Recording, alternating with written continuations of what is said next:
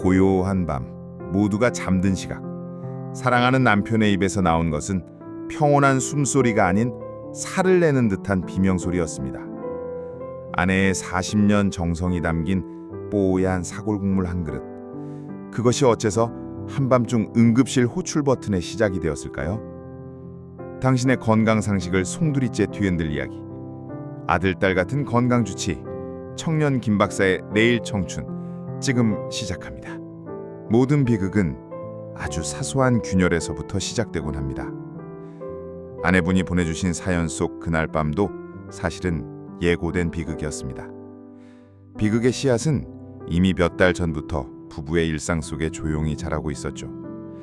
시간을 조금 더 거슬러 올라가 보겠습니다. 김 박사님, 돌이켜보면 신호는 있었습니다. 석 달 전쯤 비가 추적추적 내리던 날이었어요. 남편이 소파에 앉아 텔레비전을 보다가 갑자기 아야! 하며 발을 움켜쥐더군요. 아이고, 이놈의 발가락이 또 쑤시네. 꼭 비 오기 전날 라디오 예보처럼 정확하다니까. 어머, 여보, 또 통풍 도졌어요? 약은 먹었고? 먹었지. 근데 이 욱신거리는 건 영 가시질 않네. 뼈마디가 시큰거리는 게 나도 이제 늙었나 봐. 그때 아내는 걱정스러운 마음으로 부엌으로 향했습니다. 그리고 냉동실 깊숙한 곳에서 비장의 무기처럼 얼려두었던 뽀얀 사골국물 한 봉지를 꺼내들었죠. 저에겐 그 국물이 만병통치약이었습니다. 남편이 뼈마디가 쑤신다고 할 때마다 저는 약보다 먼저 사골국물을 데웠습니다. 여보, 이거 한 그릇 뜨끈하게 마셔봐. 뼈에는 이만한 보약이 없어. 내 정성이 약이야. 남편은 국물을 한 그릇 뚝딱 비우고는 역시 국물이 들어가니 뼈에 기름칠한 것처럼 낫네 하곤 했습니다. 저는 그 말을 철석같이 믿었습니다. 제 사랑이, 제 정성이 남편의 아픔을 녹여주고 있다고 말입니다. 그 믿음이 얼마나 어리석고 위험한 것이었는지 그때는 꿈에도 몰랐습니다.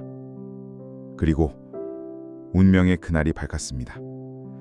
아내는 그달의 가장 중요한 연례 행사인 사골 꼬아내기를 막 마친 참이었습니다.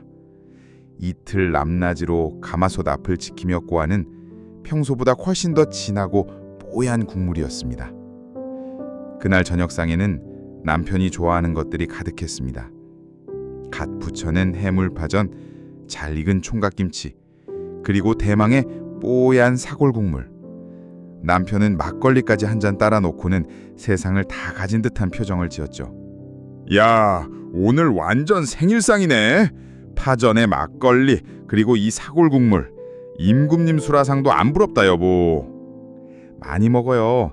당신 요즘 기력 없어 보여서 내가 더 신경 써서 푹 꼬았어. 국물 색깔부터 다르잖아.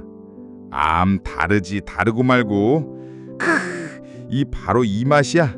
이 진한 국물이 들어가야 내가 힘이 난다니까. 발가락도 며칠 전부터 좀 뻣뻣했는데 이거 먹으면 싹 풀리겠지. 바로 그 순간이었습니다.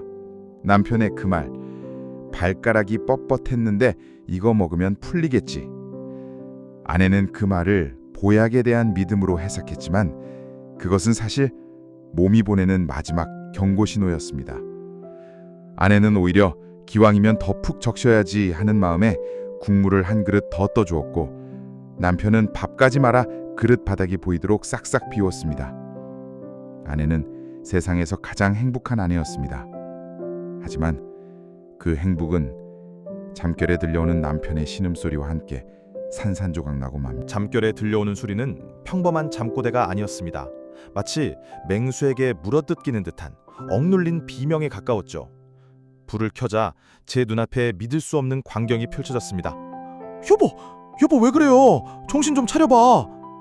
남편은 침대 위에서 엄지발가락을 붙잡고 식은땀을 비오듯 쏟아내며 그야말로 뒹굴고 있었습니다. 눈은 벌겋게 충혈되었고 입술은 새파랗게 질려 있었죠. 아내가 만져보려고 손을 뻗자 남편은 불에 댄 사람처럼 기겁하며 소리쳤습니다. 만지지 마! 손대지 마! 칼로 찌르는 것 같단 말이야!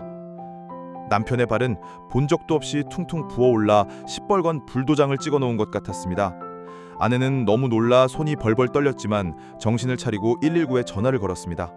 잠시 후 아파트 단지 전체를 깨우는 사이렌 소리가 들려왔고 남편은 결국 한밤중에 응급실 들것에 실려가게 되었습니다.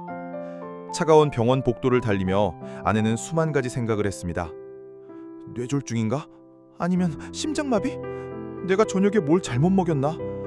아니야, 내가 해준 건 몸에 좋은 사골국물 뿐인데. 온갖 최악의 상황을 떠올리며 하느님께 제발 남편을 살려달라고 빌고 또 빌었습니다. 몇 시간이나 흘렀을까요? 응급처치를 받고 겨우 안정을 찾은 남편의 침대 곁에서 뜬 눈으로 밤을 새운 아내에게 의사가 다가왔습니다. 그리고는 아내의 40년 믿음을 송두리째 무너뜨리는 그 질문을 던진 것입니다. 어머님, 혹시 최근에 남편분께 사골국물이나 곰탕 같은 걸 끓여주신 적이 있습니까? 아내는 자랑스럽게 대답했습니다. 이틀 밤낮을 푹 고아낸 최고의 보약이었다고. 그 대답 끝에 이어진 의사의 한숨, 그리고 청천벽력 같은 한마디. 어머님, 그게 독이었습니다. 통풍 환자에게 진한 고기 국물은 독약이나 마찬가지입니다. 어머님의 정성이 남편분의 발에 불을 지른 겁니다. 저는 그 자리에 얼어붙고 말았습니다. 제 평생의 자부심, 남편을 위한 사랑의 증거, 그 뽀얀 국물이 남편을 지옥 같은 고통으로 몰아넣은 독이었다니요. 뼈를 튼튼하게 해줄 거야 라는 제 믿음이 오히려 남편의 관절에 수천 개의 칼날을 박아 넣은 셈이었습니다. 미안함과 죄책감 그리고 배신감에 저는 남편의 얼굴을 차마 볼 수가 없었습니다. 김 박사님, 정말 제가 지난 40년간 제 손으로 남편의 병을 키우고 있었던 건가요? 어머님, 이제 범인도 잡았고 진실도 알게 되었습니다. 죄책감과 미안함은 모두 내려놓으세요. 이제부터는 어머님의 그 위대한 사랑에 지혜라는 양념을 더할 시간입니다. 이 아들이 드리는 지혜로운 전통 처방전입니다. 첫째, 사골국물은 가끔 먹는 별미로 즐기세요. 통풍이 있는 가족은 증상이 없고 컨디션이 좋을 때만 기름을 완벽히 걷어낸 맑은 국물로 반 그릇 정도만 드시는 게 안전합니다. 그리고 끓이실 때 무, 양파, 팥뿌리를 듬뿍 넣어보세요. 채소의 칼륨 성분이 몸속 나트륨을 배출시켜주고 국물 맛은 한층 더 시원하고 깊어집니다. 둘째, 식탁 위 진짜 뼈도독부터 잡으세요. 남편분의 뼈를 약하게 만드는 진짜 도둑은 따로 있었습니다. 바로 짠맛, 나트륨, 과 인스턴트 음식, 인입니다. 국, 찌개, 김치, 젓갈의 나트륨은 우리 몸의 소중한 칼슘을 붙잡고 소변으로 함께 빠져나가 버립니다. 각종 가공식품에 많은 인 성분은 칼슘 흡수를 대놓고 방해하는 깡패 같은 녀석이죠. 오늘부터 국그릇 크기를 반으로 줄이고 햄이나 소세지 대신 두부를 식탁에 올려보세요. 셋째, 어벤져스급 뼈 지킴이 군단을 결성하십시오. 이제 어머님의 식탁에 진짜 영웅들을 초대할 시간입니다. 캡틴 아메리카, 칼슘, 우유, 치즈, 요거트, 멸치, 두부. 뼈를 만드는 가장 기본적인 재료입니다. 아연맨, 비타민 D, 칼슘 흡수를 돕는 천재적인 조력자죠. 달걀 노른자, 등푸른 생선에 많고 하루 20분 햇볕 쬐는 것만으로도 충분합니다. 헐크, 비타민 K, 뼈에서 칼슘이 빠져나가지 못하게 꽉 붙잡아주는 파워풀한 영웅입니다. 시금치, 브로콜리, 케일, 깻잎 같은 짙은 녹색 채소에 풍부합니다.